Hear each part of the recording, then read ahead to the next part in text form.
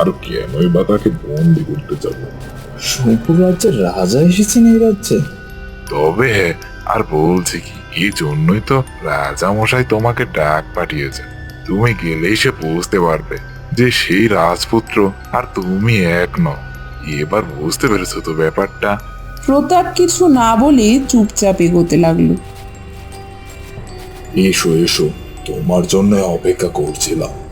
প্রণাম রাজামশাই, আপনি আমায় ডেকেছিলেন? কমলাকান্ত কিছু বলার আগেই সোমপুর রাজ্যের মহারাজা বলল, রুদ্রপ্রতাপ, তোমার আর কোনো ভয় নেই। আমরা এসেছি তোমাকে উদ্ধার করে নিয়ে যেতে। কিন্তু তার আগে বলো তো, তুমি এখানে এলে কি করে? আর কেনই বা রাজা কমলাকান্ত তোমাকে বন্দি করেছে? তোমাদের কোথাও একটা ভুল হচ্ছে। রাজা কমলাকান্ত কোনো কিছু বুঝতে না পেরেই বলল, রুদ্রপ্রতাপ? কে এই রুদ্রপ্রতাপ? এটা তো প্রতাপ, এই রাজ্যের পাশের জঙ্গলে বসবাস করত। কিন্তু একে আপনি কিভাবে চিনলেন মহারাজ? তখন পাশ থেকে দূত বলল, আজ্ঞে রাজা মশাই, এটা আর কেউ নয়, এটা আমাদের সোমপুর রাজ্যের একমাত্র রাজপুত্র রুদ্রপ্রতাপ। এটা শুনে রাজসভায় থাকা প্রত্যেকে অবাক হয়ে গেল। রাজা কমলাকান্ত এখনো কি বলবেন? আপনি কাউকে বন্দি করে রাখেননি? রাজা কমলাকান্ত কিছু বলার আগেই সোমপুর রাজ্যের মহারাজ বেজায় রেগে গিয়ে বললেন, আপনার এত বড় সাহস! আপনি আমার পুত্রকে অন্যায়ভাবে বন্দি করে রেখেছেন। এই অপরাধে আমি আপনার রাজ্যের বিরুদ্ধে যুদ্ধ ঘোষণা করব। এটা শুনে রাজা কমলাকান্ত বেশ চিন্তায় পড়ে গেল। বলল, না না মহারাজ, আপনার কোথাও ভুল হচ্ছে। আমি তার পরিচয় না জেনে তাকে বন্দি করেছিলাম।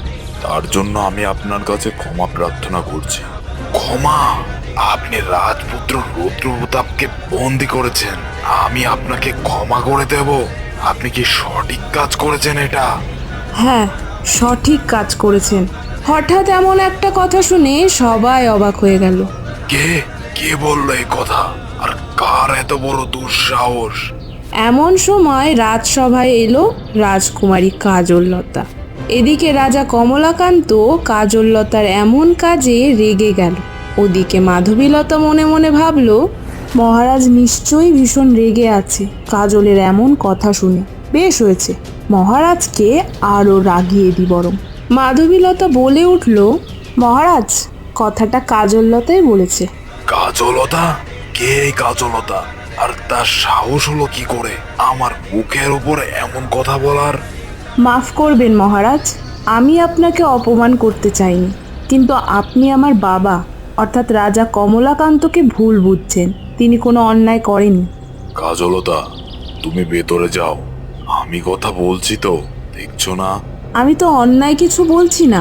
তুমি কি জানো তোমার বাবা সোমপুর রাজ্যের একমাত্র রাজপুত্র রুদ্রপ্রতাপকে অন্যায়ভাবে বন্দি করে রেখেছে? আমি শুনেছি আপনি সৎ একজন রাজা, আপনি কোনো অন্যায়কে মেনে নেন না। তাহলে রাজা কমলাকান্তের বিরুদ্ধে অন্যায়ভাবে যুদ্ধ ঘোষণা করছেন কি করে মহারাজ? অন্যায়ভাবে? রাজপুত্র রুদ্রপ্রতাপ নিজের পরিচয় গোপন করে এই রাজ্যে আশ্রয় নিয়েছিল। সে তার পরিচয় দিয়েছিল জঙ্গলে থেকে আসা এক শিকারী হিসাবে।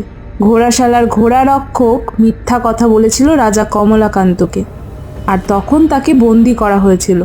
এখানে একজন সৎ রাজার দায়িত্ব পালন করেছেন রাজা কমলাকান্ত, যে কোনো অন্যায়কে মেনে নেয়নি।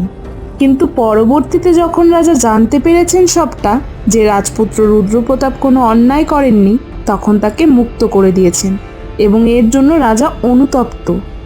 রুদ্রপ্রতাপ, রাজকুমারী কাজলতা যা যা বলল তা কি সব সত্যি? হ্যাঁ বাবা, উনি যা বলেছে তা সব সত্যি। আমি পরিচয় গোপন করেই এখানে এসেছি, আর রাজা কমলাকান্ত সবটা জেনে আমাকে তখনই মুক্ত করে দিয়েছেন। এতে ওনার কোনো দোষ নাই।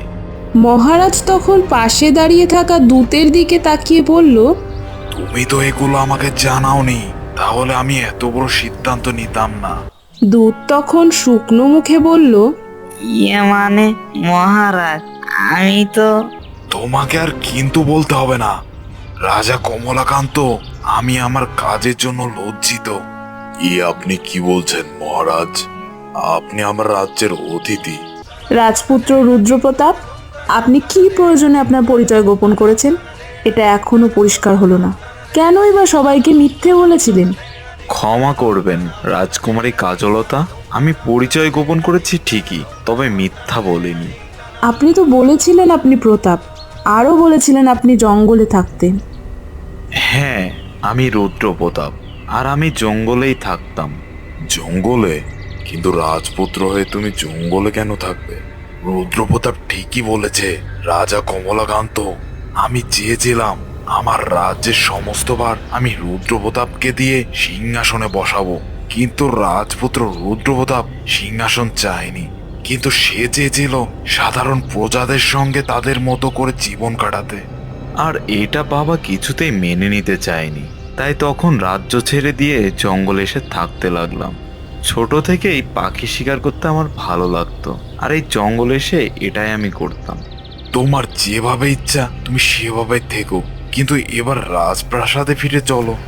রাজকুমার রুদ্রপ্রতাপও আর অমত করেনি মহারাজের কথাতে। সেসব হবে পরে। মহারাজ, আপনি আমার রাজ্যে এসেছেন, এভাবে ফিরে যেতে দিই কি করে আপনাকে? কয়েকটা দিন এই রাজ্যে ঘুরে তারপর না হয় ফিরে যাবেন। রাজকুমার রুদ্রপ্রতাপ মনে মনে ভাবল, সেটাই বরং ভালো, কিন্তু রাজকুমারী কাজলতাকেও তো কথাটা বলা হয়নি, এখন কি বলবো তাহলে? কিন্তু এরপর সে বলল, বেশ, আমরা বরং দুদিন থেকে তারপর না হয় সোমপুর ফিরে যাব। বেশ বেশ, তবে তাই হোক। ওরি, তোমরা গিয়ে রাজ অতিথিশালায় নিয়ে যাও ওনাদের, আর ওনাদের আপ্যায়নের যেন কোনো ত্রুটি না থাকে সেদিকে খেয়াল রেখো। আগে রাজা মশাই।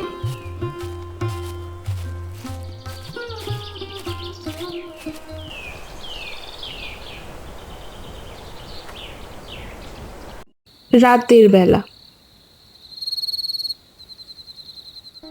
বাবা, তুমি এত কি ভাবছো তখন থেকে? রাজকুমারী কাজলতা ভীষণ সাহসী আর বুদ্ধিমতী একটা মেয়ে। আমার তো বেশ ভালো লেগেছে ওকে। হ্যাঁ, সেটা ঠিক, কিন্তু এই সময় এটা কেন ভাবছো? এরপর মনে মনে ভাবল, তাহলে কি বাবা কিছু বুঝতে পেরেছে? রাজকুমারী কাজলতাকে আমাদের সঙ্গে করে সোমপুর রাজ্যে নিয়ে গেলে কেমন হয় রুদ্রপ্রতাপ? আমাদের সঙ্গে? কিন্তু কিভাবে? তোমার যদি কোনো আপত্তি না থাকে তাহলে আমি তোমার সঙ্গে কাজলতার বিবাহের কথা বলবো রাজা কমলাকান্তের সাথে, যেন তোমাকে আর জঙ্গলে গিয়ে না থাকতে হয়। কি যে বলো না বাবা, তোমাদের যেটা ভালো বলে মনে হয় সেটাই করো না হয়। এটা শুনে মনে মনে বেশ খুশি হলো রাজপুত্র রুদ্রপ্রতাপ। পরের দিন সকালে রাজামশাই, আপনার সঙ্গে কিছু কথা আছে। আসুন মহারাজ, আসুন, বলুন না কি বলবেন। কাল রাজকুমারী কাজলতার সাহস আর বুদ্ধি দেখে ভীষণ ভালো লেগেছে ওকে আমার। ওর জন্যই আমি আমার ভুলটা বুঝতে পেরেছি। আমি চাই আমার পুত্র রুদ্রপ্রতাপের সাথে রাজকুমারী কাজলতার বিবাহ দিতে, যদি আপনার কন্যার আপত্তি না থাকে তাহলে। কমলাকান্ত মনে মনে বেশ খুশি হলো, বলল, এটা তো খুব ভালো খবর। আর হ্যাঁ, এটা তো আমার সৌভাগ্য মহারাজ, এতে কেন আপত্তি থাকবে আমার?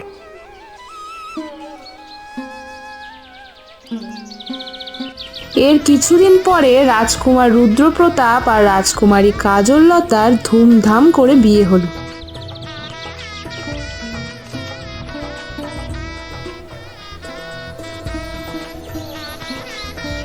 তারপর কাজললতাকে নিয়ে রুদ্রপ্রতাপ ফিরে এলো তার নিজের রাজ্য সোমপুরে।